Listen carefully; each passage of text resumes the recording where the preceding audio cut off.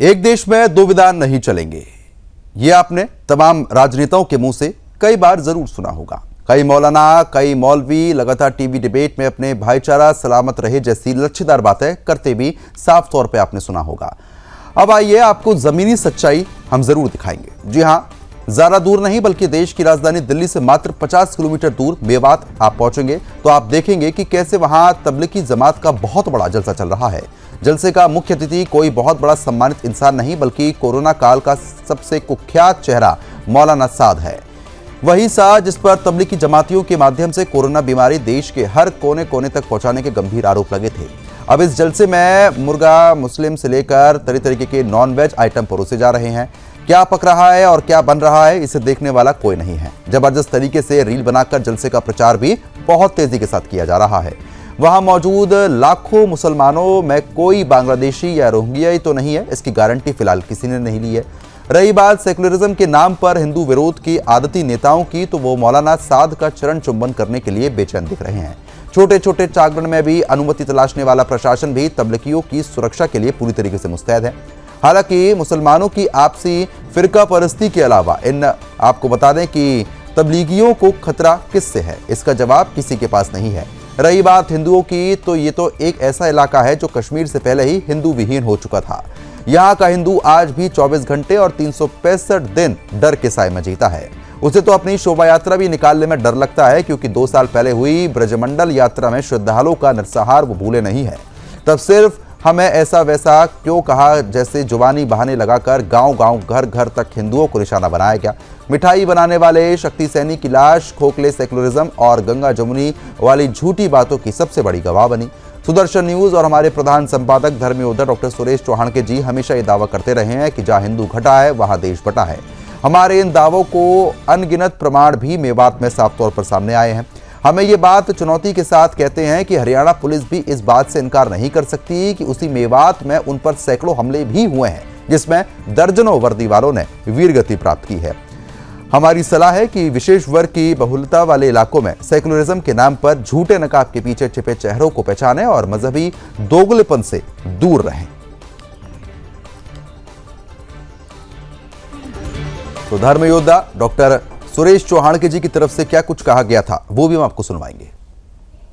मेवात, जिसको मैं अब मिनी पाकिस्तान नहीं कहता, मैंने उसको अफगानिस्तान कहना शुरू किया था तालिबान का। अब मैं कहता हूं कि ये गाजा पट्टी है जो फिलिस्तीन की है, क्योंकि यहाँ की कट्टरता दिनों दिन बढ़ती जा रही है। यहाँ मौलाना साद का कार्यक्रम आयोजित किया जा रहा है। वो मौलाना साद जिसके ऊपर आरोप है, FIR है देश भर में कोरोना फैलाने का, उसका भव्य स्वागत और जिस प्रकार का जलसा किया जा रहा है, इसका सरकारी सिस्टम ने कॉग्निजेंस लेना चाहिए, इसके ऊपर कार्रवाई करनी चाहिए, लेकिन हुई नहीं है। और इसलिए मैं सामाजिक संस्थाओं को अपील करता हूं कि इस कार्यक्रम के विरुद्ध आप आवाज उठाइए। कोई अपराधी को इस प्रकार का प्रतिष्ठा देना यह भी गलत है। और मेवात के अंदर जहां 118 गांव में एक भी हिंदू नहीं बचा है, यह संख्या प्रतिदिन बढ़ती जा रही है, इसके ऊपर भी देश में राष्ट्रीय चर्चा होनी चाहिए। तो इसलिए वो भले ही किसी कारणों से इस कार्यक्रम का आयोजन करें, हमारा कारण है यह कार्यक्रम करने का, जिस पे हम मेवात के हिंदू के साथ खड़े हैं और अपराधियों का विरोध करते हैं, ये कहना चाहते हैं।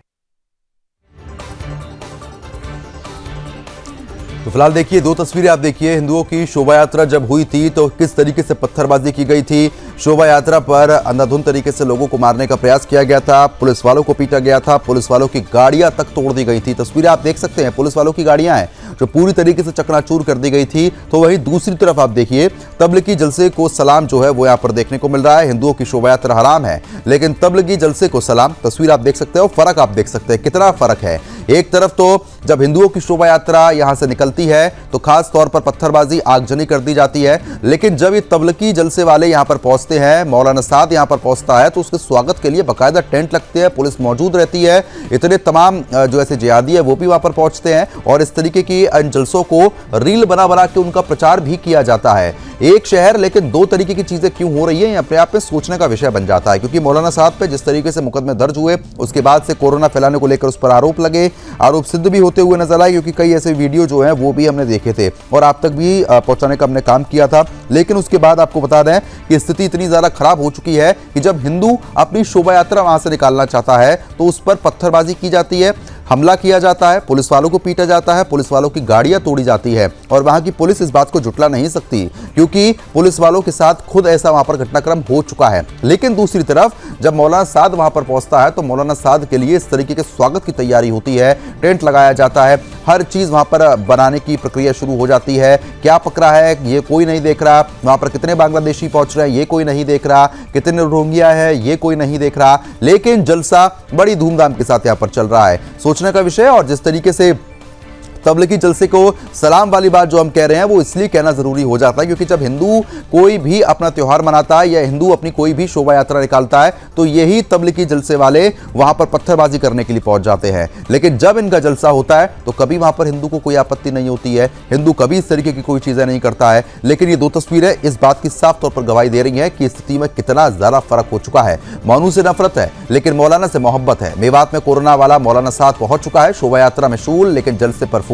ये अपने आप में बड़े सवाल हैं। मेवात के हिंदुओं का भगवान ही मालिक है क्योंकि वहां पर रहना, जीवन व्यापन करना बड़ा मुश्किल है। 24 घंटे 365 दिन जो एक डर का साए होता है, जो एक बेचैनी होती है, वो वहां के हिंदू हर रोज महसूस करते हैं क्योंकि उनको डर रहता है कि कब हिंसा भड़क जाए, कब उनके इलाके में घुसपैठ हो जाए, कोई नहीं जानता। स्कॉर्पियो गाड़ी जो आप देख रहे हैं वो पूरी तरीके से कांच उसका टूट चुका है। इससे आप समझ सकते हैं कि पुलिस वाले भी नहीं बख्शे जाते हैं इन लोगों से। अब देखिए रील बनाने का जो फैशन है आजकल बहुत चल रहा है और ऐसे तबलीगी जो लोग हैं इनके ऊपर भी रील का खुमार छा चुका है, जहां पर गाने लगाकर ये रील बनाते हैं, उसका प्रचार प्रसार करते हैं। लेकिन मेवात से ये कोई पहली तस्वीर नहीं है, ये जलसा कई सालों से वहां पर ऐसे ही देखने को मिल रहा है। और तस्वीर आप देखिए कितनी ज्यादा भीड़ है यहाँ पर, कितने लोग बांग्लादेशी यहाँ पर पहुंच रहे हैं, इसका कोई हिसाब किताब रखने वाला नहीं है।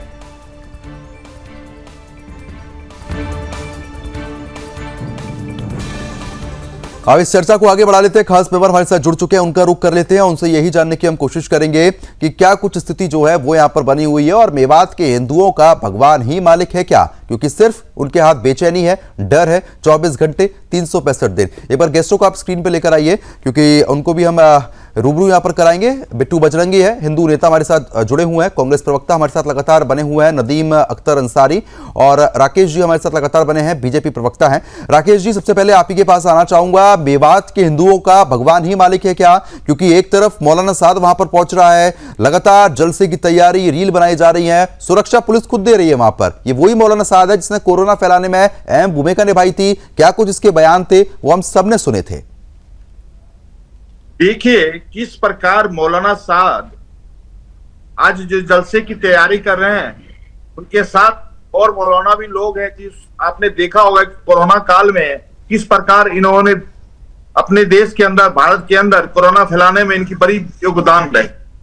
आज इसी बात को स्पष्ट होता है कि जो मरकज के लोग हैं, जो मौलाना साद हैं, क्या ये संविधान के अनुसार अपने जलसा को निकालते हैं? नहीं निकाल रहे हैं। लेकिन हिंदुओं की जब जलसा निकलती, हिंदुओं की जब यात्रा निकलती, उस पर पत्थरबाजी होता है। आपने शाहीन बाग को भी देखा होगा, 26/11 को भी देखा होगा, और मरकजे प्रकरण किस प्रकार शाहीन बाग में बैठते हैं और शाहीन बाग से ये अपने मौलाना साहब किस प्रकार वहां पे एक सीए एनआरसी का विरोध करते हैं। तो स्पष्ट रूप से हो रहा है कि तुष्टीकरण की राजनीति ये लोग आपस में कर रहे हैं। लेकिन प्रद्युमन जी, ऐसा नहीं होगा। ये भारत सरकार है, हम 80% की बात करते हैं, सबका साथ सबका विकास की बात करते हैं, सबको साथ ले चलने की बात करते हैं। भारतीय जनता पार्टी हमेशा राजनीति धर्म निभाती है। लेकिन यहाँ पे देखिए कुछ लोग हैं, मौलाना है, साद है, चाहे तोकी राजा हो, जो सरिया कानून, सिया कानून लाने के लिए बार बार ऐसी जलसा करने का काम करते हैं। इसीलिए हमारे देश के प्रधानमंत्री के साथ साथ आप कह रहे हैं कि हम सबको एकजुट लेकर चलने का काम करते हैं, लेकिन बड़ा सवाल यह है कि जब प्रशासन अपने घर के बाहर जो हिंदू लोग होते हैं, जब वो कोई भी कार्यक्रम करते हैं तो वहां पर अनुमति चाहिए होती है, शोभा यात्रा के लिए अनुमति चाहिए होती है, हर एक चीज के लिए छोटी छोटी अनुमतियां प्रशासन को दिखानी पड़ जाती हैं। इतना बड़ा जलसा यहाँ पर हो रहा है, कौन सा बांग्लादेशी यहाँ पर पहुंच रहा है, कौन सा रोहिंग्या यहाँ पर पहुंच रहा है, उसका हिसाब किताब रखने वाला तो कोई नहीं है। इन लोगों को परमिशन कैसे मिल जाती है, मिली भी है परमिशन क्या?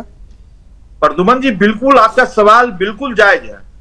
लेकिन हमारी प्रशासन, हमारा संविधान, हमारा लोकतंत्र हर व्यक्ति की मौलिक आजादी है, लेकिन इतनी भी मौलिक आजादी नहीं है कि जिसमें रोहिंग्या घुस जाए, बांग्लादेशी घुस जाए। हमने निकालने का भी काम किया बांग्लादेशियों को, हमने रोहिंग्या को निकालने का काम किया असम के अंदर। हम छोड़ेंगे नहीं, हमारी चिंता हमेशा 80% की है। हम लोग, हमारे उत्तर प्रदेश के मुख्यमंत्री बार बार कहते हैं अगर ये स्थिति बनती तो हरियाणा में तो आप लोगों की सरकार है ना, फिर पत्थरबाजी क्यों हो जाती है वहां पर? जो पत्थरबाजी करते हैं उनका घर आपने देखा होगा किस प्रकार बुलडोजर से गिराया भी जाता है, आरोप के अंदर उनको जेल भी भेजा जाता है। योगी जी की सरकार है, मोदी जी की सरकार है। इसीलिए हम कहते हैं देश में 140 करोड़ जनता के बीच में जो 80% है, एक रहेंगे तो सेफ रहेंगे। हम लोग नारा देते हैं। नदीम जी, इसलिए प्रद्युमन जी, ठीक है, मैं आ रहा हूं आपके पास, ये तो की आ रहा हूं राकेश जी।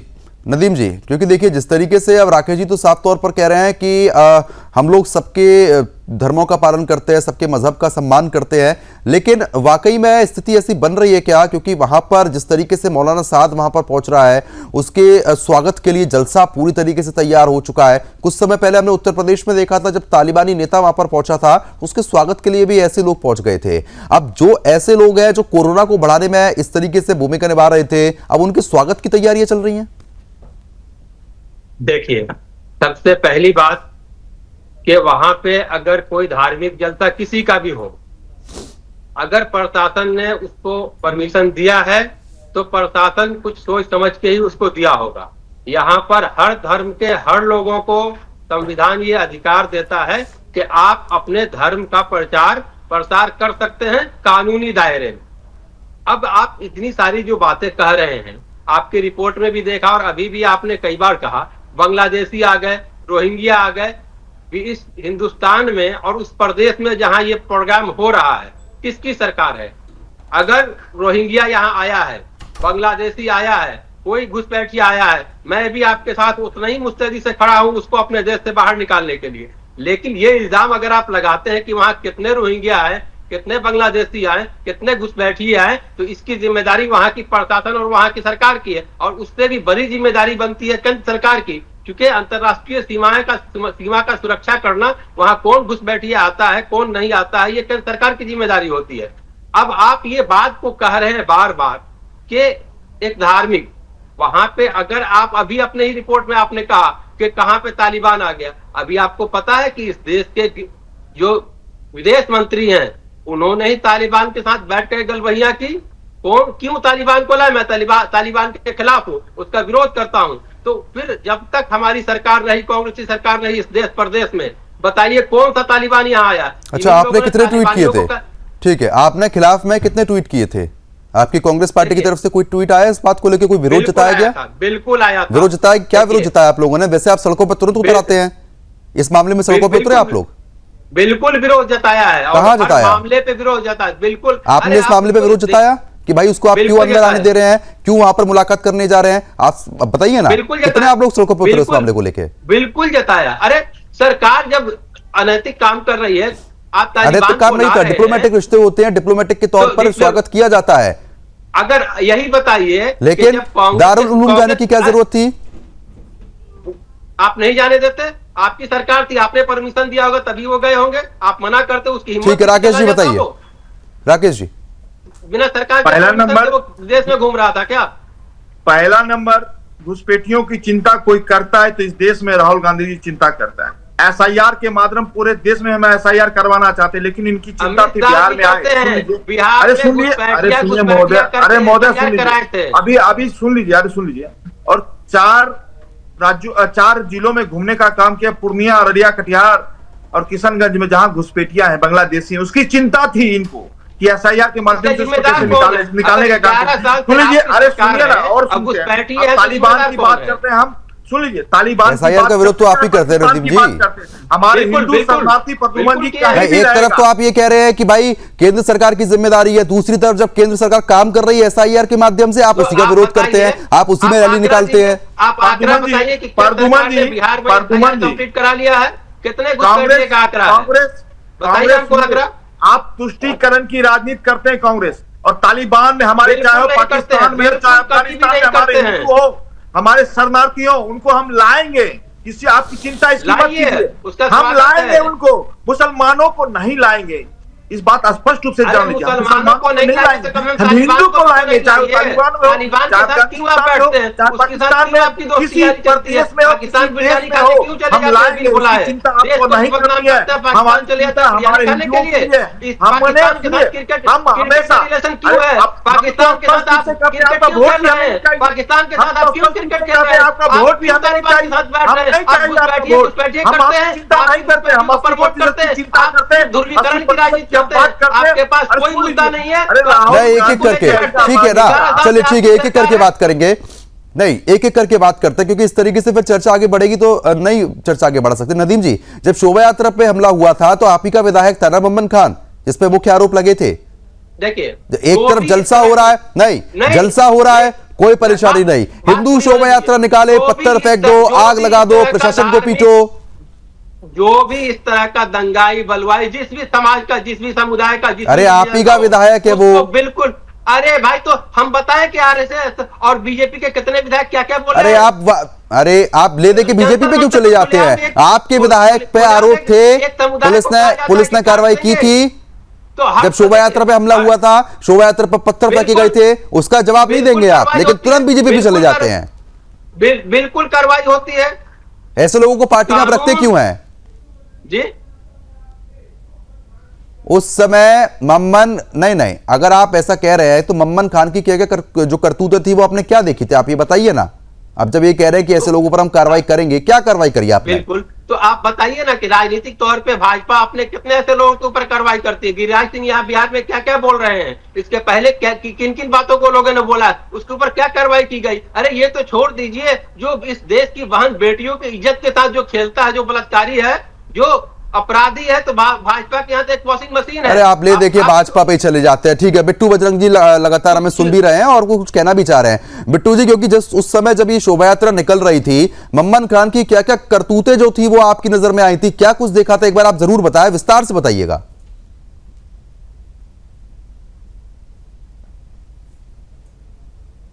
बिट्टू जी, आपकी आवाज नहीं पहुंच पा रही, एक बार माइक को आप अनम्यूट कीजिए।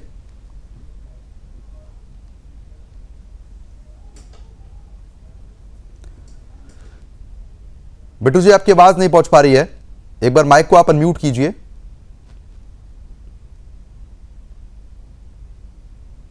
चलिए मैं दोबारा आपके पास लौटूंगा। राकेश जी, क्योंकि देखिए जब मम्मन खान का जिक्र आया तो तुरंत आप ही लोगों के ऊपर डाल दिया गया कि भाई आप लोग वॉशिंग मशीन है, आपके पास कोई नेता आता है वो धुल के साफ हो जाता है। अब मम्मन खान ने किस तरीके से हिंसा भड़कवाई थी, क्या कुछ हुआ था, वो तो सबके सामने था ना। हमारे यहाँ कोई वॉशिंग मशीन नहीं है, हम किसी को छोड़ते नहीं है, पहला नंबर। दूसरा नंबर, आप तमिलनाडु में चले जाइए, वहां पे तो यहां तक कि हिंदुओं की यात्रा पर रोक लगा दी। वहां के जिला परिषद ने एक गांव में पूरे स्पष्ट रूप से और तालिबानी के तहत उनको रोका गया।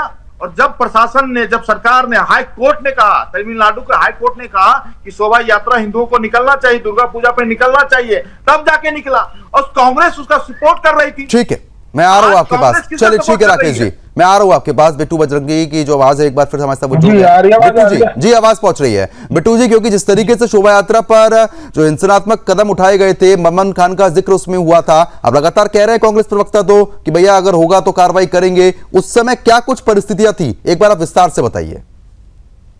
जो पहले तो सबसे पहले तो आपका धन्यवाद सुशासन चैनल का, जो समय समय पर हिंदू हितों की आवाज रखते हैं। मैं बताना चाहता हूं सबसे पहले तो जो मौलाना साद के ऊपर जो डिबेट रखी है, सबसे पहले तो सरकार को इसको जेल में बंद कर देना चाहिए। मौलाना साद को, ये एक कैंसर की तरह बीमारी है और इसकी एक संस्था है तबलीगी जमात, जो अन्य देशों में भी प्रतिबंध है। हमारे देश में क्यों चल रही है इसकी ऐसे संस्था? दूसरा, मोमन खान का नाम जैसे आपने लिया, मोमन खान का केस हाई कोर्ट में चल रहा है, उस पर कई संगीन धाराएं के तहत मुकदमा दर्ज है। ऐसे लोग देशद्रोही हैं, इनके तार बाहर विदेशों में गलत गतिविधियों में और आईएसआई से भी इनके तार जुड़े हो सकते हैं। नहीं, उस समय यात्रा में आप भी मौजूद थे बिट्टू जी, क्योंकि उस समय यात्रा में वही बता रहा हूँ, वो मुझे सबसे ज्यादा पता है इनके बारे में, क्योंकि मैं धरातल पर काम करता हूं। इसने जितने वहां के लोग हैं सबको पहले से तैयार रखा हुआ था 2 महीने पहले से, और इसका जो वकील है मोमन खान का, वो पिछले साल उस पर मुकदमा भी दर्ज हुआ है। यानी कि दंगों से बाद में एक यात्रा हुई थी, इसके मोमन खान का जो वकील है वो दोबारा से दंगा करवाना चाह रहा था। यानी कि मोमन खान का जो वकील है वो अपने आप तो बोलेगा नहीं, वो मोमन खान का वकील है, उसने बोला भी था इस बार बड़ा हुआ, तो प्रशासन ने उसको इतना बड़ा करा, उसको पिछवाड़ा ही लाल कर दिया, बड़ा करके उस पर मुकदमा दर्ज करा, उसको पकड़ा। सारा काम मोमन खान का था। जितने ठीक भी है, मैं माफी के साथ आपको बिट्टू जी रोकना चाहूंगा, मैं तुरंत आप ही के पास लौटूंगा। मेवात में जो शोभा यात्रा पर एक तरफ पत्थरबाजी होती है, वहीं दूसरी तरफ मौलाना साद को लेकर जो जलसे की तैयारी है वो हमने भी आपको दिखाई। खास मेहमान हमारे साथ लगातार बने हुए हैं। बिट्टू बजरंगी लगातार कुछ कह रहे थे ब्रेक पर जाने से पहले। बिट्टू जी, आप अपनी बात पूरी कर सकते हैं।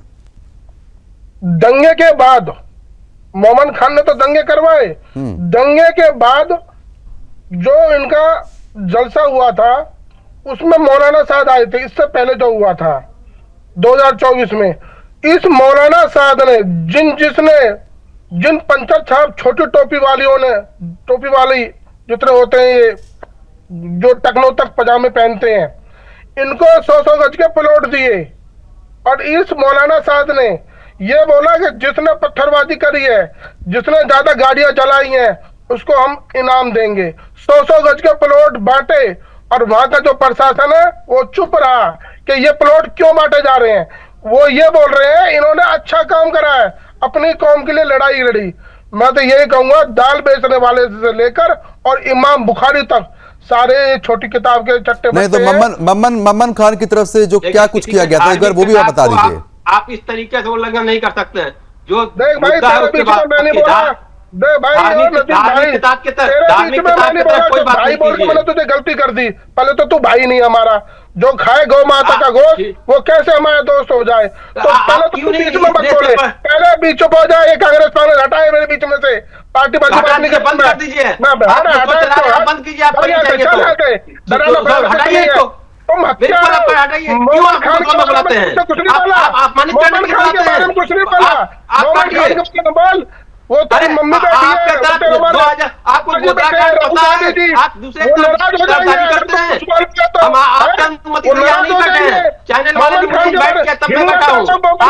बोल क्या उसने गलत करा, अभी बोल, माफी मांग।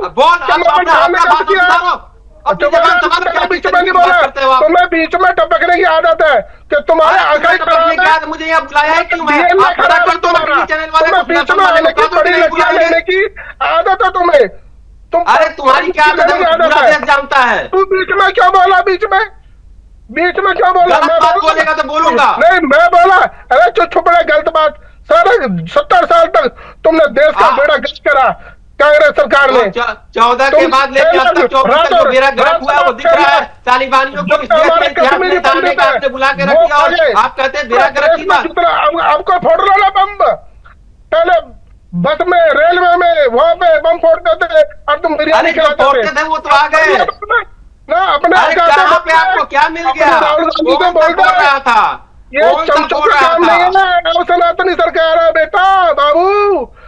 देखिए बेटा बेटी नहीं कीजिए, मैं भी बात बहुत ज्यादा बदजबानी से कहता सकता हूं। आप अपने दायरे में रह के बात कीजिए। आपका मैं सम्मान कर रहा हूं, इसका मतलब ये नहीं है कि आप इस तरीके से बात करेंगे। आप बिल्कुल सम्मानित तरीके से बात करें। आप बिल्कुल किसी को अपमानित करने का अधिकार नहीं लेते हैं।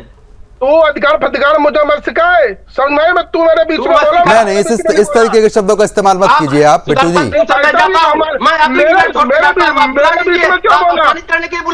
नहीं आप नहीं, ठीक है, चले ठीक है नदीम जी ठीक है। नहीं नदीम जी आप बात सुनिए।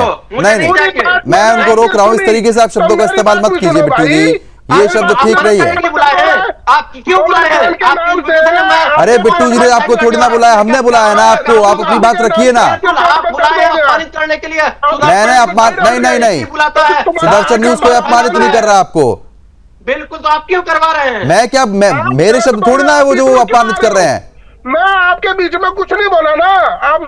आप इतना बताइए नदीम जी, नहीं नदीम जी आप इतना बताइए, आप मम्मन खान को दोषी मानते हैं क्या? आप मम्मन खान को दोषी मानते हैं जिस तरीके से उसने हिंसा भड़काई? क्लीन चिट दे रहे हैं, अरे सुन तो लीजिए, आप पहले से इनमें कटक हिम्मत हैं। ही नहीं है इस इनमें। देश में कोई भी कानून के विरुद्ध काम करेगा बर्बाद उसे हो रही है बिल्कुल देश में कानून सजा देगा। हम आप सजा देने के लिए नहीं बैठे इस देश नहीं, में। बिट्टू जी, आप सुन पुलिस लीजिए है, थोड़ा सा। कानून है, बिट्टू जी, आप सुन है। लीजिए। तो भी मानते हो देश में बिट्टू जी, आप थोड़ा सुन लीजिए। क्वेश्चन किया, उसका सवाल का जवाब आप दो। बुलवा लीजिए भाई, मैं जा रहा हूँ। आप नहीं बुलवा नहीं लीजिए, बिट्टू जी, आप थोड़ा सुन लीजिए, थोड़ा संयम रखें, थोड़ा संयम रखें बिट्टू जी, थोड़ा संयम रखें आप बिट्टू जी, थोड़ा संयम रखें। आप देखिए, अब यही होता है कि आप लोग आपस में लड़ते हैं तो फिर चीजें गड़बड़ाती हैं। ठीक है, बीजेपी प्रवक्ता लगातार बने हुए हैं राकेश जी, क्योंकि देखिए अब चाहे नूह की बात कर लेते हैं, मेवात की बात कर लेते हैं, जितने भी ये दंगाई थे इन पर कार्रवाई बड़ी लचर स्थिति में देखने को मिल रही है। ना ढंग से गिरफ्तारी हो रही है, ना कोई कार्रवाई अब तक हो रही है। इतना ढीला पना क्यों देखने को यहां पर मिल रहा है? सख्त कार्रवाई होनी चाहिए थी, काफी समय हो चुका है इस पूरे घटनाक्रम को। देखिए प्रद्युम्न जी, हमारे उत्तर प्रदेश के मुख्यमंत्री ऐसे नमूनों से सतर्क रहते हैं, अपने प्रशासन को कहते हैं कि जहां भी मिले इसे ध्वस्त कर दो, चाहे इनका घर हो चाहे इनका परिवार हो। हम किसी को पनपने नहीं देते हैं इसे आतंकवादी मनसे के लोगों को। और मैं एक बात कहना चाहता हूं, अभी ये कह रहे थे कि 2010 में दिग्विजय सिंह जी ने कहा भगवा आतंक है, उनका बयान है। हिंदू आतंक है, उनका बयान है। कांग्रेस के एक बड़े नेता, वरिष्ठ नेता मणिशंकर अय्यर जी ने भी कहा भगवा आतंकवाद है, 2013 में कहा। यहां तक उन्होंने कहा कि राम मंदिर राजनीति है, राम मंदिर राजनीति है, धर्म नहीं है। यानी राम मंदिर को आप राजनीति कहते? जो हिंदुओं की आस्था है, जो हिंदुओं की 80% हिंदुओं की आस्था है उनमें जागती, राम नाम लेके हम सुबह उठते हैं और जागते हैं, उसमें आप ऐसे बातें करते हैं। तो कांग्रेस ने हमेशा तुष्टीकरण की राजनीति की है, एक वर्ग की चिंता की है। आज भी बिहार में देखिए, कल बिहार में एक महागठबंधन का नेता एमएलसी विधायक है तेजस्वी प्रसाद जी के मंच पर मोहम्मद कारी विधायक हैं, कहते हैं कि हमारी सरकार आएगी तो हम वक्फ बोर्ड जैसे कानून को फाड़ देंगे। कोई भी कानून जो मुसलमानों के खिलाफ बना हो या मुसलमानों के हित में बना हो, चाहे 3 तलाक जैसे मुद्दे को हम खत्म कर देंगे, फाड़ देंगे, 370 को फाड़ देंगे। अब बताइए, अभी तो इनकी सरकार नहीं बनी, ना इनकी सरकार है, ऐसे लोग पनप रहे हैं। तो मैं कहना चाहता हूं कि ये महागठबंधन के लोग हों चाहे कांग्रेस के नेता हैं, ठीक है, ये सब लोग मिले हुए हैं, संविधान के ऊपर हैं। मैं आऊंगा राकेश जी आपके पास। बिट्टू जी लगातार बने हुए हैं, हिंदू नेता के तौर पर आप लगातार ग्राउंड जीरो पर भी काम करते हैं बिट्टू जी, और धरातल पर काम करने वाला आदमी बेहतर जानता है कि परिस्थिति किस तरीके से बनती है। लेकिन बिट्टू जी, मैं आपसे ये चीज समझना चाहूंगा, आप बीजेपी के जो नेताओं से क्या अपेक्षा रखते हैं कि जिस तरीके से मेवात में लगातार चीजें बिगड़ी थी, नूह में जो कुछ देखने को मिला था, नूह मेवात में कुल मिलाकर हर तरफ ऐसा ही माहौल अक्सर देखने को मिलता है, तो आप क्या उम्मीद रख रहे हैं कि किस तरीके से कार्रवाई की जाएगी और कहां लचर पना जो है वो अपनाया जा रहा है? सबसे पहले तो मौलाना साद को ही जेल में डाल देना चाहिए, क्योंकि उसकी जो संस्था है तबलीगी जमात, वो अन्य देशों में प्रतिबंध है, तो हमारे देश में वो चालू क्यों है? दूसरी बात, आपने कहा कि बीजेपी के नेताओं से क्या अपेक्षा। मेरा तो निवेदन है कि जैसे असम के हमारे सीएम साहब हैं, हमारे योगी साहब हैं, ऐसे ही यहाँ पर भी फॉर्मेलिटी ना करने बुलडोजर चला के एक दो मकान तोड़ दिए, उनको उनका डेंटिंग पेंटिंग करके रोड पे ला दे। जब तक ये नहीं सुधरेंगे, ये अनैतिक कार्य करते रहेंगे। ये खाते हमारे यहाँ का है, राशन यहाँ का खाते हैं, पानी यहाँ का पीते हैं, और मतलब से तिरंगा लेकर दिखाते हैं कि हम तिरंगा लेकर चल रहे हैं, लेकिन इनकी किताब में क्या लिखा हुआ है? हिंदू काफिर है। वहां ये उल्टा काम करते हैं। तो जो सच्चा देशभक्त मुस्लिम है वो रहे, कोई दिक्कत नहीं, लेकिन जो गलत हमारे देश के खिलाफ गलत गतिविधियों में लिप्त रहेगा, उसके खिलाफ कार्रवाई होनी चाहिए।